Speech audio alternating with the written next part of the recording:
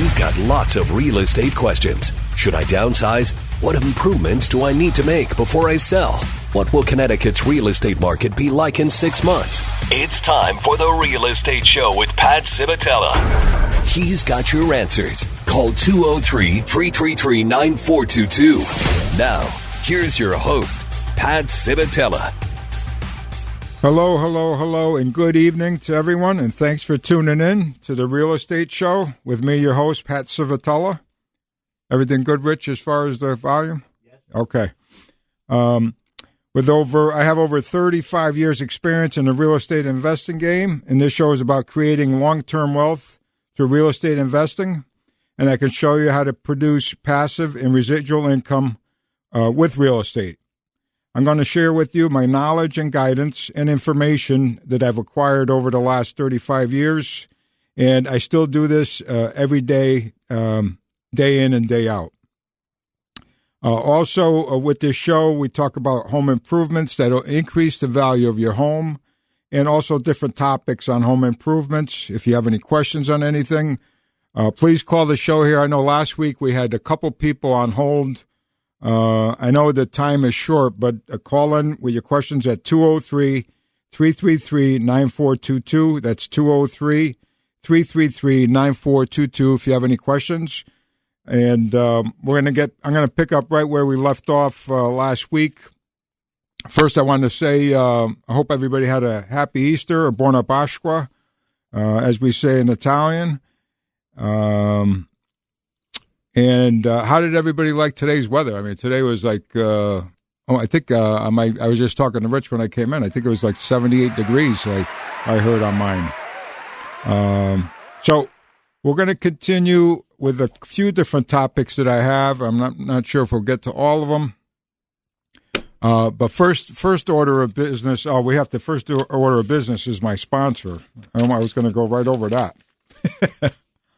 All right, so the sponsor for the show is 1-800-MR-JUNKER, junk removal made easy. They will take the good, the bad, and the ugly. No need to do anything except for point what you want gone, and they'll do either take one item or they'll do a complete house or business clean out. That's 1-800-MR-JUNKER. They've been serving Fairfield and New Haven counties for over 15 years.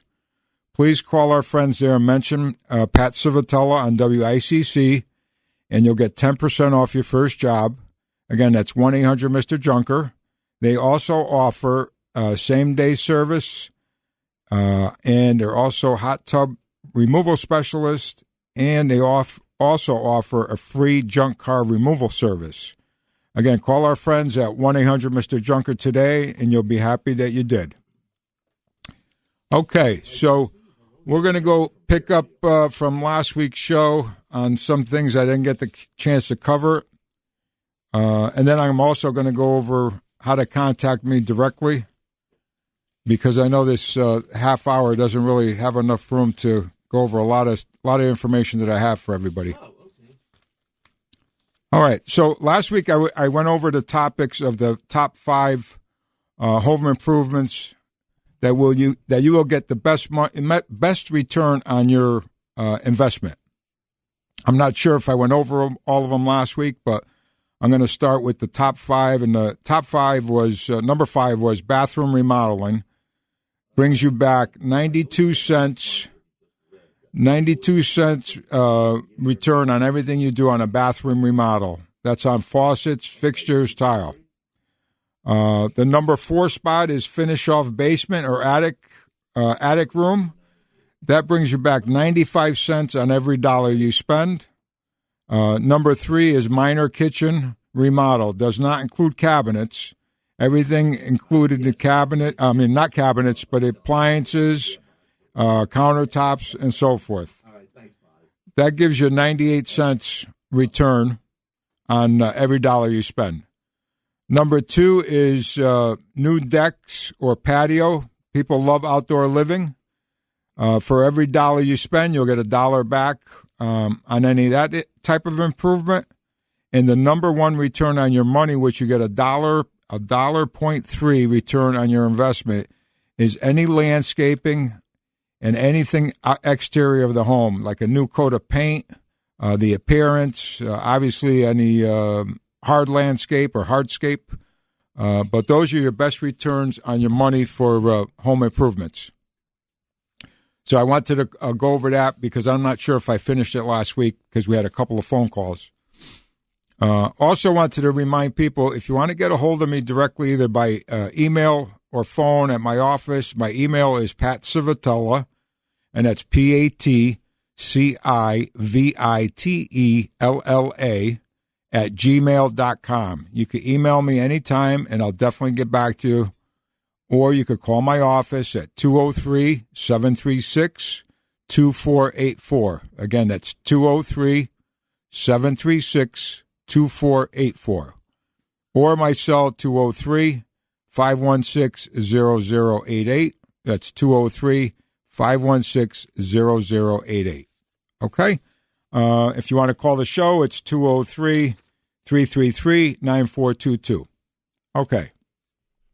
So a couple of the topics I wanted to cover. A market update for New Haven and Fairfield County. And also I have Milford because we're in the studio is here in Milford, and I also live here in Milford. So for New Haven County, days on the market is 47 days. The average sale price is $405,000. Percentage of list price received is 101%. So that means all offers are coming in at full asking. Full asking and a little bit over.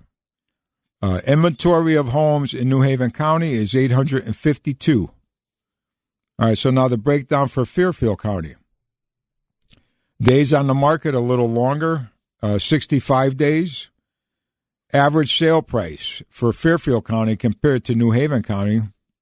Fairfield County is $928,000 compared to New Haven, which is $405,000.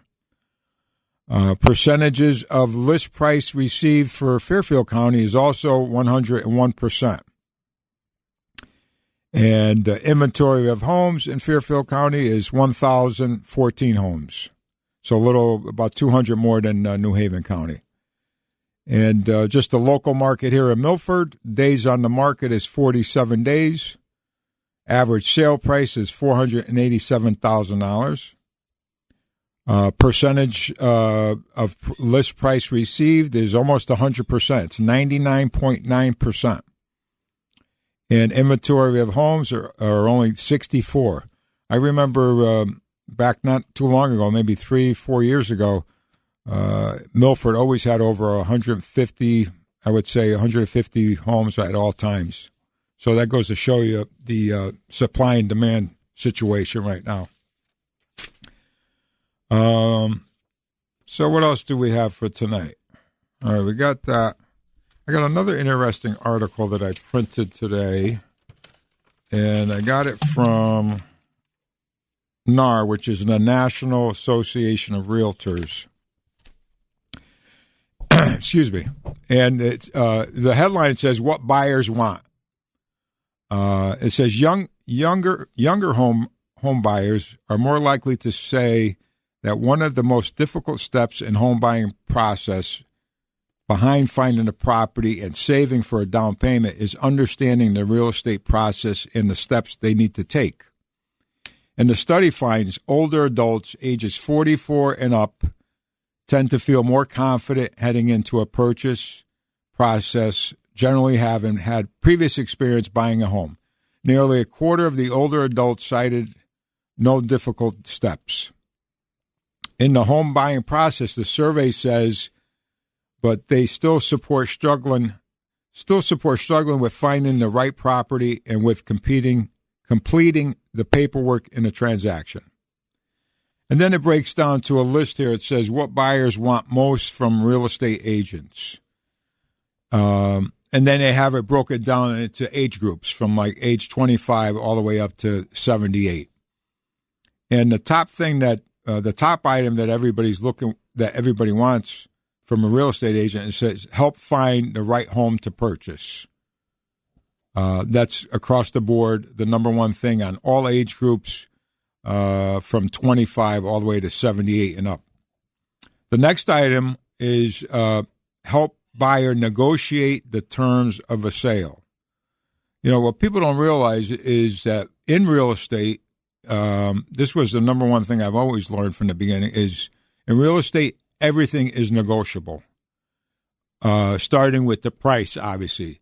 Number two is the commission that you're paying your agent or broker. That's all negotiable. What's also negotiable is what's being sold with the property.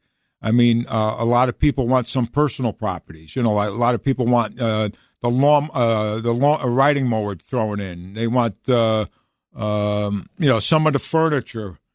I mean, the list could go on and on and on. But what people don't realize is when you're buying real estate, you're buying just the real estate. If the seller agrees and the buyer agrees that they want to buy some of the personal items in the transaction, you know, that's a whole different list of things. You know, people excuse me. People sometimes just think, oh, sorry, I got something in my throat. That when they're buying the home, that I don't know why they would think like some of the furniture's included, and you know, a lot of the things that are not included. And, you know, the best way to handle that is when you're looking at a listing in there, especially on the MLS, it'll say what's included in the sale of the property. It'll say, you know, swimming pool, whatever, gazebo, a hot tub. You know, I'm just thinking these are personal items that sometimes people would put in. And speaking about swimming pools, I bet you a lot of people out there don't realize, but a swimming pool actually devalues your property. Did you know that, Rich? I did not know that, but I wouldn't surprise me because of the litigation that can be involved. Yeah, it's not only litigation. It's actually people don't actually there's if you have a swimming pool, it doesn't add any value to the price of the property. And sometimes it's a deterrent because people don't want to deal with it, or if they have children or whatever the case may be, is they just bypass that. You know, a lot of people think by adding a swimming pool, you know, they think, oh, it's going to increase the value of my property, and it makes it more desirable. And that's the complete opposite. And people don't understand that. I've also heard that when people are selling their house, that they think if they paint the rooms of the house and put new carpeting in, that's going to give them a better deal, when the new people coming in may look at the paint and go, well, that's a terrible color, and they end up doing it all over, and you just wasted all your money. Yeah, I'm glad you brought that up. There is some logic to that. If you're using neutral colors, and if you see what the trend is, if you go with those neutral colors, you're going to be okay. But if you go with a crazy avocado green or lemon yellow, it's not going to work, you know, because you'll find a good agent will tell you what the neutral colors, and I think today it's like a light gray. A few years back it was all like a light beige, but today I know everything you see out there is all light gray with white trim, and that's what's going right. That's what's in style right now. So if you do it with what's current, you'll be good. But a lot of people don't realize is that the first step to selling your home is you have to declutter it. A lot of people, you know, that's the first thing a good agent or a broker will tell you is like, you got to get rid of all the knickknacks. You got to get all the stuff like your countertops, all the pictures hanging all over the place, because, you know, the buyer doesn't relate to that.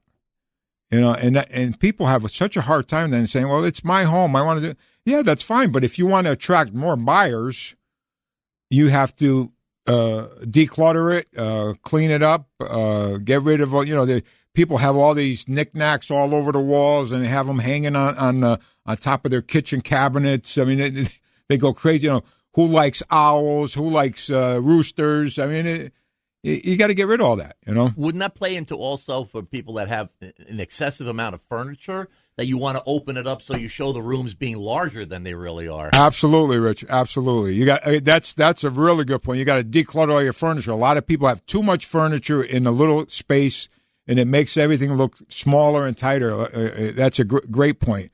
And a few years back, before the market wasn't as hot as it is today, on a couple of my properties that we flipped, we were actually getting a staging company that would come in and stage the property to make it look, because, again, some people just don't have the foresight. They can't see how things are going to lay out. You walk into an empty house. To me, it's not a problem, but to the average person, they can't figure out, the couch is going to go here or the TV is going to go there. So you have to kind of put everything in place to make it look more appealing. And back, like I said, 6-7 years ago, we had to do that because the market wasn't as strong as it is today. But today, I don't think you need any staging. I don't think anybody's ever doing that at all right now.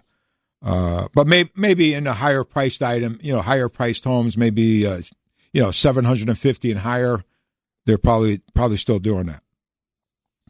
But well, we've got a break coming up, and coming back from the break, we got a caller from Mr. Jerry from Fairfield that called last week. Oh, okay, he very wasn't able good. to stay on the line, but he had a question for you about squatters. Okay, well, you perfect. deal with that, so we'll take the break, and then we'll take a quick break, and then we'll talk to Jerry. Got real estate questions? Call 203-333-9422 and ask Uncle Pat.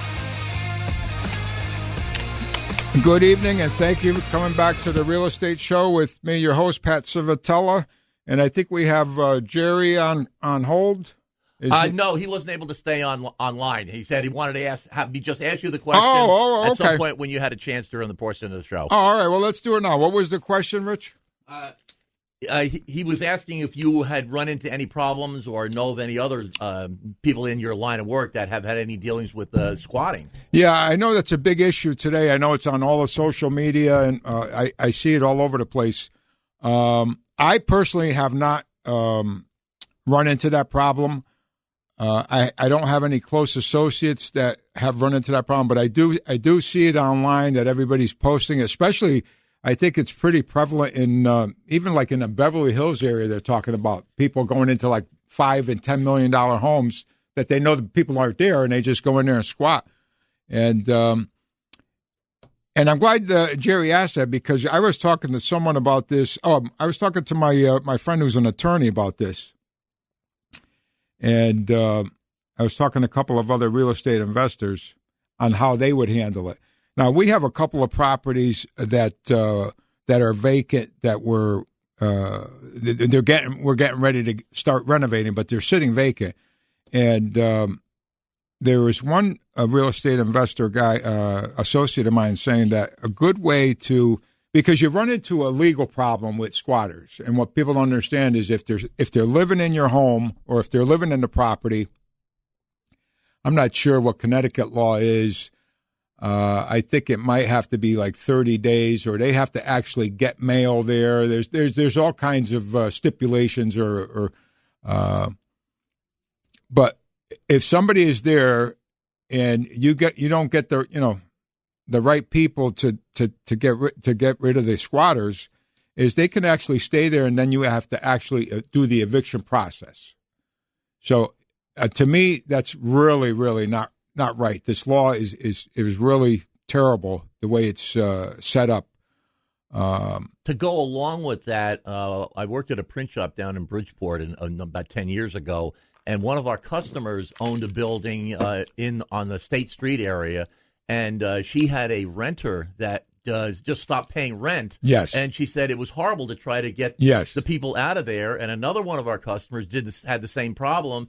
And he made the mistake of going in and changing all the locks, and then he got arrested because you're not supposed to do that. Absolutely. So it's a nightmare. Yeah, because legally, if somebody's living there, well, this is not talking about squatters, but like you're saying, like if somebody stops paying the rent, a lot of landlords are novice or people that don't have the experience. You cannot. Again, I can't stress, you cannot go in there and change the locks or do anything foolish like that. You have to go through the eviction process, which the process does take probably on average 2 to 3 months. If you get a good attorney, or if you're going to do it yourself, make sure you follow all the guidelines and the timetables, because there's all these timetables. Like you got to serve this paper, and then you got to wait 7 days and serve this other paper, and then you got to get the marshal to do this, and then you got. So if you don't know what you're doing, I mean, they give you the guidelines or give you the booklet on how to do it, but, it could be very, very messy. And be prepared that it's going to take 3 months, especially in a state like Connecticut here that's pro-tenant. I had properties back 20 years ago down in the Carolinas, and that's a pro-landlord state, which is totally different from here, from Connecticut, which I wish they would adopt the same laws here in Connecticut, but that's not going to happen. But, yeah, you have to go through the eviction process if somebody's not paying the rent, even going back to the squatter situation. Anyways, what was a good idea that I heard over the weekend is if you have vacant property and you're concerned about somebody moving into that property and squatters, is post no trespassing signs, both on the property and, like, say, outside the property, like on a stake or something, and put no trespassing. And also make sure you document, take pictures of it, because somebody could come and easily rip the sign down. But another good idea is post the signs on the inside window and make sure the property's locked. So now you have these signs that say no trespass. Now what happens is if somebody moves into the property or comes in and tries to squat, now you could call the police department and say, wait a minute, somebody's trespassing on my property. Now it's a police issue. It's not a civil matter, because that's where the guidelines have a problem, is that if you have a tenant that's not paying the rent, that's not a police, and that's what I want to educate the public or investors too, is that is not a police matter. If the tenant is not paying you, you can't call the police and say, I want them out because they're not paying me rent. You have to go through the legal process, and it's a nightmare. Yeah, and a nightmare. But I'm saying it's a legal problem. It's not a police matter. It's a civil matter. That's the. And that was the woman that was our customer. I felt so bad. She was constantly coming in to make copies of all the legal stuff. Right? I don't know, almost 6 months. And then when the renter finally got them out, it was a young couple with a child, and she said they basically trashed the apartment. She said it was destroyed. She had to go in and remodel everything again. Absolutely, I've heard all those stories through the years. But yeah, it goes from being a police matter that people think is to a civil matter. So that's where the guidelines or the boundaries are. So that's one way to solve the squatters is putting up no trespassing signs. I heard another good one from another investor saying that he had squatters in his property, so he went to, I don't know if he went to the local pet store or I don't know where you would buy like 15 snakes. So now he's in a different state, so his state says that he even though he's got squatters on the property, he could still use his property as storage. So like if he wants to bring something there, he brings it there, leaves it, that's fine. So he says, okay, no problem. So he goes to, I don't know, the pet shop and buys 15 snakes and drops them off at the property. He goes, those people were out of the property within an hour. He says, that was the good thing. He says, the bad part is when I went to collect all the snakes, there was only 12. Uh-oh. So I don't know if the neighbors are going to be happy about that. But maybe that's where a one crocodile might do the trick. Yeah, that's true. So those are the two remedies, and then I have an old-fashioned remedy that I heard years ago, but I'm not going to talk about that on the radio. If somebody wants to email me or text me, we could talk about email me or call me. So that's it about my take on squatters situation. I know it's going on all over the place, and you just have to be careful and be vigilant, and you have to be proactive. You can't just have properties unattended, or you have to constantly, especially in today's world with all these squatters and stuff like that, you have to stay on top of all that situation. That's kind of like people go on vacation, like you mentioned about California with the big homes. Yeah. They go on vacation, and then they post pictures of all these fun things they're having. They're gone for 2 months. Well, you don't think and people are so foolish. They go on vacation. They even say, we're going to be gone for 3 months. That's like an open invitation. Anybody could just go in and move in. I mean, exactly. It's just foolish. Some people don't have no common sense. But, all right, let's see. We got, I want to finish up this list for what buyers want most of the real estate agents. The second thing on the list was help the buyer negotiate the terms. I think I said that. That's across the board, pretty even from all age groups. The next item on the list was help with the price negotiations. This is a topic that brings a lot to mind. I've been in business all my life since I was a little boy, and it seems like I just can't believe, Rich, how many people are afraid to ask for a discount. I mean, I'm not just talking about property. I'm just talking about in general. Like if you're going to a tag sale, or you're buying a used car online. People are afraid to say, "Well, can you do any better?" They just go, especially the young. I find it in the younger generation, like 30 and younger, like they go, "Oh, no, I'm not going to do that." I'm like, why? I just don't understand it. But I was brought up that everything you bargain for everything. I've always heard that something is only worth what someone else is willing to pay for. That's absolutely true. Absolutely true. Okay, so how much time we got, Rich? A couple, 2-3 minutes? Yeah, I got about a little over 2 minutes. Okay, so I want to end with a few things that I didn't mention the last time. Is part of my show is always remember that you want to buy assets, not liabilities. And the whole goal of real estate investing is you buy more and more assets to offset your liabilities. That's the key. And I've always mentioned this since the first show is everybody has this assumption or they've been brainwashed to think that your single-family home is an asset. And that is not an asset. It's a liability. No matter how you slice it, even though if the banker tells you it's an asset, or your accountant tells you it's an asset, or even the IRS tells you it's an asset, it's not. It's a liability. An asset. There's a simple. Just look it up. Look up the definition of what an asset is. An asset makes you money. I've never seen a single just like my single family home that we live in. It doesn't make me any money. It costs me money every month, month in and month out. And people, for some crazy notion that they think it's an asset. So, again, buy more assets, not liabilities. And I'm going to do a quick, one more time. Our sponsor for our show is 1-800-MR-JUNKER. They will take the good, the bad, and the ugly. And all you have to do is point, and they'll take it away. They'll do one-item removal or a complete house or business clean-out. Call our friends at 1-800-MR-JUNKER. Mention my name, Pat Civitella, on WICC, and you'll get 10% off your first job. They offer same-day service, hot tub removal specialist, and they also offer free junk car removal.